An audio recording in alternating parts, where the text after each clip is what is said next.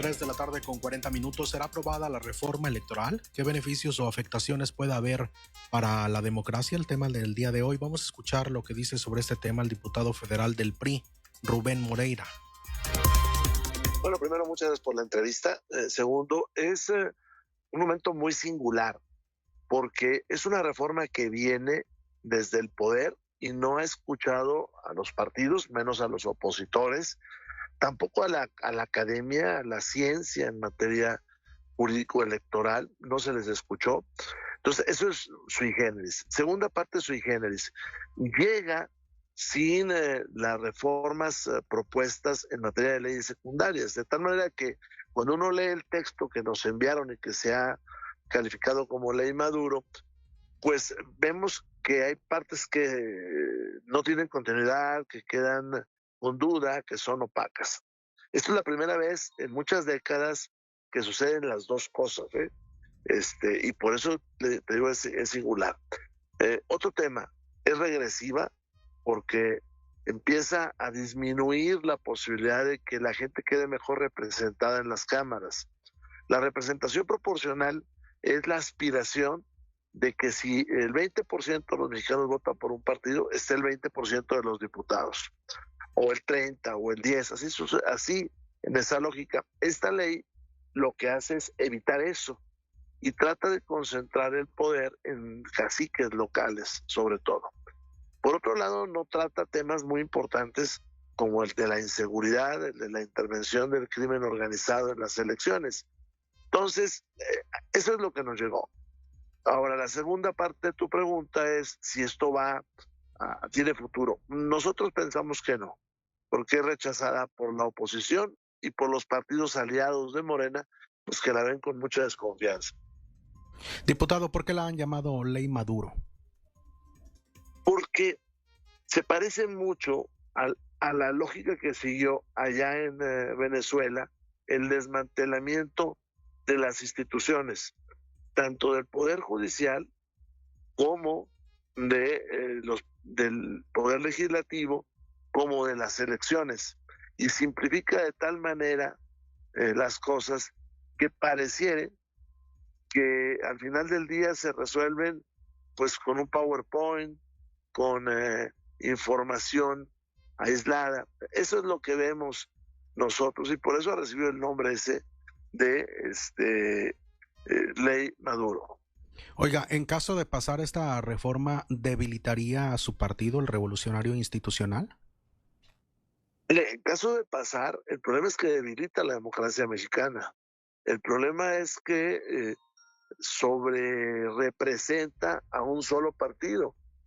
El riesgo es tan grande que incluso los aliados de Morena, el Partido del Trabajo y el Partido Verde, están en contra de ella. Oiga, en específico sobre el punto de la reducción de senadores, ¿qué opinan ustedes? Mira, la lista de senadores es producto de la mente de Porfirio Muñoz Ledo, cuando allá en el 88 que él fue diputado, él fue senador, se dio cuenta que la fórmula de 2 de mayoría y 1 de minoría dejaba una parte de la población sin estar representada en el Senado, porque pues se puede concentrar el número de senadores en 2, tal vez 3 partidos. Y entonces dice, bueno, pues que hay una lista donde la proporción de votos se refleje. Y eso permitió que minorías, en aquel entonces el PRD, y después el PT y el Verde, estuvieran representados en la Cámara de Senadores. Hoy lo quieren quitar. Y lo quieren quitar no en una fórmula más federalista ni de mayor representación, sino para deshacerse de las minorías. Pero no se abusó de esa lista, diputado, porque el oficialismo señala que pues solo llegan a las plurinominales los aliados, los compadres, los amigos de los líderes de los partidos políticos. A ver, yo creo que lo dicen por experiencia propia, ¿no? Porque López Obrador dijo quiénes iban a ir en la lista, entre ellos Marcelo Ebrard, entre ellos Gerardo Fernández Noroña. Pero esa es una distorsión de ellos, que lo utilizaron para resolver su problema de gobierno. Si tú te fijas, la reforma no propone nada cómo solventar lo que ellos dicen, sino suprimen. Es como cuando dicen que los plurinominales no se votan, no, discúlpame, sí se votan, lo que pasa es que no han visto el otro lado de la boleta. Pero además, la fórmula, entrecomillado, para resolver el problema, primero, no se entiende, está muy mal redactada la ley. Segundo, genera distorsiones muy grandes. Es una ley muy mal redactada, y bueno, pues lo que está generando son distorsiones muy graves, ¿no? Oiga, diputado, finalmente viene algo en relación al PREP, al programa de resultados electorales preliminares, porque había inquietudes, incluso la misma presidenta había dicho que iban en contra de ese sistema, pero ahora se habla de que no, finalmente que no se va a quitar. Es que ese sistema no está en la Constitución. En la Constitución lo que están son las bases generales para tener resultados oportunos. Ese va en las leyes secundarias. Lo que despierta sospecha es que manda el cómputo a los cómputos distritales que empezarían terminada la jornada. Y entonces eso suprime el resultado inmediato desde la casilla. Ese es uno de los problemas, el hecho de que como no llega toda la propuesta completa, pues hoy pueden decir esto no lo íbamos a poner o esto sí lo íbamos a poner, porque no llega la propuesta completa. O sea, ¿puede traer trampa esta reforma? Bueno, es una ley, primero, con todo lo que ya te dije, pero además muy mal redactada y por lo tanto empiezan a surgir muchas interpretaciones y por lo tanto muchas posibles trampas. Oiga, diputado, también la presidenta habló sobre un plan B. No se ha especificado a detalle en caso de que no pase esta reforma, pero ¿no temen ustedes que vaya a ser peor que se reformen las leyes secundarias en caso de que no pase este paquete que se está presentando? Bueno, te puedo decir algunas sospechas que yo tengo del plan B. Primera sospecha, que la revocación del mandato la presenten, muevan la fecha para el año 27 y metan a la presidenta entonces en la boleta del 2027. Esa es una. Dos, en el plan B, acuérdate que está el presupuesto a final de año y ahí le pueden bajar el presupuesto al INE y eso pues lo afecta, ¿no? Y eso no está en estas leyes que hoy vemos, porque ese es el problema. Te digo, de manera tramposa no mandan todo. Entonces, esas son dos sospechas de plan B. ¿Qué esperan ustedes del PT y del Partido Verde, diputado, con todo esto que se ha dicho últimamente? Bueno, yo esperaría que siendo partidos históricos se mantengan en su postura del no. Pero ahí quiero hacer varios comentarios. El primero, están siendo muy atacados por Morena. Hay una furiosa campaña en contra de algunos personajes del PT y del Verde. Ese es el primero. El segundo, dentro de Morena hay integrantes del Verde, como dentro del Verde hay integrantes de Morena. Entonces, cuando veas tú el tablero en Cámara de Diputados, pues se va a prestar a cierta confusión. ¿Ustedes todos van en contra, todos los del PRI? Sí, todo el PRI va en contra, sabemos que todo Acción Nacional y sabemos que todo MC también. ¿Podrían presentar alguna contrarreforma sobre este tema, diputado? Nosotros hemos estimado no hacerlo, no porque no tengamos ideas, pero tenemos ideas muy importantes para frenar la intervención del crimen organizado en las elecciones.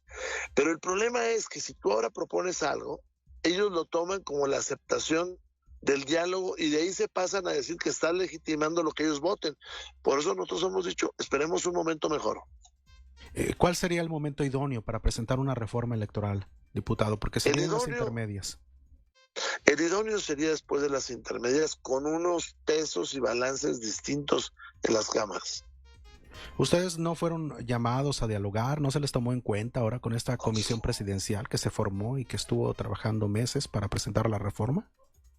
No, fíjate que no, e incluso ya nos dimos cuenta, ni siquiera los aliados de Morena. O sea, ¿fue unilateral entonces? Sí, fue una oficina creada es profeso en la presidencia de la República bajo la dirección del señor Pablo Gómez. Por eso nosotros pues sospechamos de todo lo que ahí se hizo. Y peor, cuando lees cómo se redactó, sospechas hasta de la coherencia de lo ahí puesto. Oiga, ¿cuándo se va a pasar al Pleno la reforma?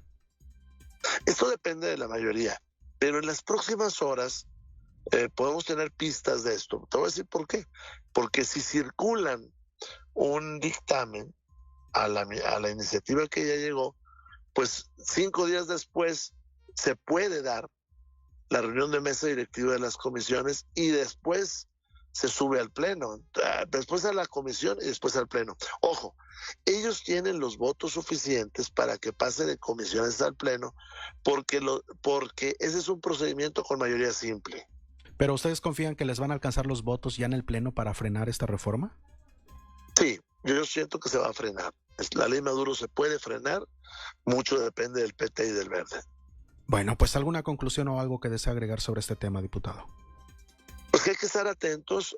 Ayer la Organización para la Cooperación Económica y el Desarrollo, la OCDE, hizo público el 26 de febrero los problemas que ha generado la ley, la reforma al Poder Judicial y la elección que se hizo.